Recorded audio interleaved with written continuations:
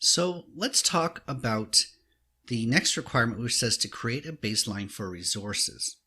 Now, the concept of the baseline within Microsoft Azure is that you might have, if we go into the All Resources section, you may have dozens and hundreds and maybe even 1,000 or more resources inside your Azure subscription. And if something was to happen to that, let's say someone was to go and delete all those resources, or something got really messed up and in a deployment and it started overwriting things and you didn't want them to, how would you recover from that besides, having backups of virtual machines and things like that? So the concept of the baseline is having each of your resources stored as either a script in the form of a PowerShell script or a CLI, or stored as a template, an ARM template. Imagine if you did have all of the resources in your account stored in GitHub as an ARM template. That's the baseline. And then as you make changes to it, instead of going in here and modifying the resources directly, you modify the template and just redeploy the template. Okay, so that's what you want to eventually move to in a controlled manner, modifying your environment in a controlled manner. So how do you do this? Well, one thing you can do, I'm going to close out of this, we're going to go into a resource group. So I'm going to go into the AZSJD First Web App Resource Group. Now there's only 3 resources in here, but there's been 4 deployments. And if I go into the deployments section, either on the left or from the overview screen, I can see I originally deployed a Microsoft website on June 18th, and then I did it again June 21, Traffic Manager, and a network security group on September 2nd. So we can see how long it took, and we can see it succeeded and when it was done, etc. So one way to do the baseline would be to go into like this website view, and if I click on it, I can see the complete deployment. So there was a website and there was a service plan.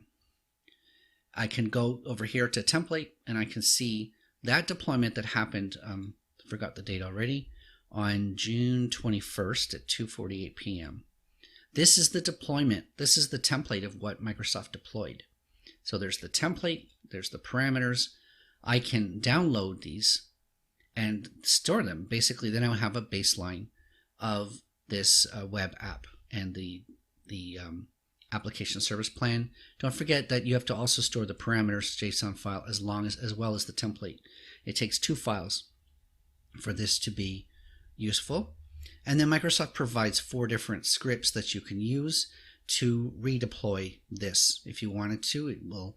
It's a pretty standard PowerShell here. It takes the template JSON, the parameters JSON, and re-executes it. Okay. So you can download that. You can add this to your template library. So I'm going to say AZ100 free web app. And then you go in the description and you say this is a test of saving a deployment. You want this to be very rememberable and useful. When you do go into your template library and you have dozens and dozens and hundreds of templates, make sure that this is very clear as to what you're saving. You may want to have some type of naming scheme that you try to follow in terms of organization, right? So this can get saved to my templates library. I could also download it, put it into Git, for instance. Another thing I can do is I can redeploy it. And so I can rerun this ARM template. And if anything had changed with the resource, it would reset it back to the old settings. So if I'd upgraded the service plan to a new size, rerunning the deployment would reset that. And that's the concept behind desired state configuration and automation. So by rerunning the deployment, Azure ensures the resources fit into the parameters that we're setting.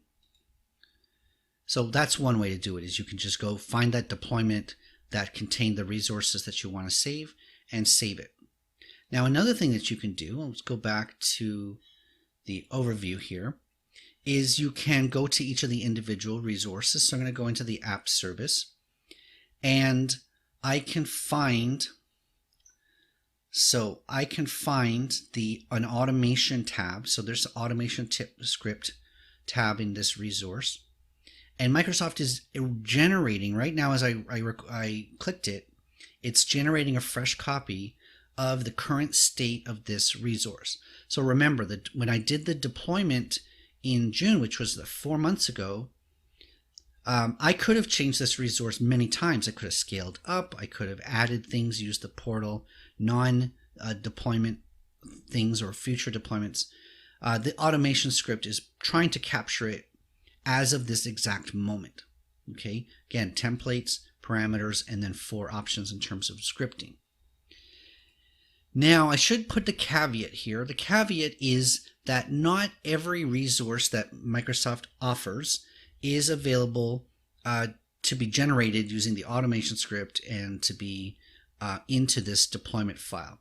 And so while most times it will work, you might find that sometimes there'll be a resource that was unable to be generated and it's dependent, other resources are dependent on it. So this is this is not a perfect baselining strategy.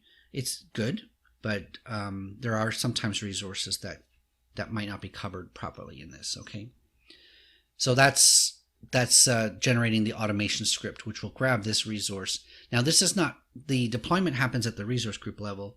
This is the individual resource in case of the automation script, although you can see, because there's a dependency, that you can see that the service plan's in here, the network security group is in here as well. Okay, so it seems to handle other related resources. Now let's go actually take that a moment to go into the deployments, it's called templates. So if we go into all services and templates, we can see the free web app that we just created, right? So when we went into the resource group and we wanted to save that deployment, the template has been saved here. Okay, so if we need to redo this, we can redo it. We can redeploy it, for instance, from this section. Okay, so those were 2 ways to baseline your environment using ARM templates. Now, the other way that we can baseline our environment is to create PowerShell scripts. Now, so if we go into the PowerShell examples as a good example, if anytime you go into Azure documentation, you should be able to find PowerShell examples. We could obviously create PowerShell scripts that basically will recreate our environment. Now, this is much more of a manual task, right? So we're going to have to, Microsoft doesn't automatically generate PowerShell scripts from our existing environment, but we certainly could take a sample script like this, creating a virtual machine one, might be a more complicated one, and then get our values, right? Our resource group name, our location, our VM name, etc. So creating virtual machine scripts from scratch could be one way, and then you store that in your repository, your GitHub, and then you would need to enforce that only PowerShell scripts can be done to make changes to your deployment, to your environment, and then that gets incrementally stored. So obviously ARM templates is the supported way, and it's also great because it'll do the delta for you, it'll do the desired state configuration for you. But PowerShell scripts is certainly one way to sort of document your environment in a permanent way, that you'll be able to recreate that into a new region, or if some disaster was to happen, recreate your entire environment based on the scripts that you've been keeping up to date.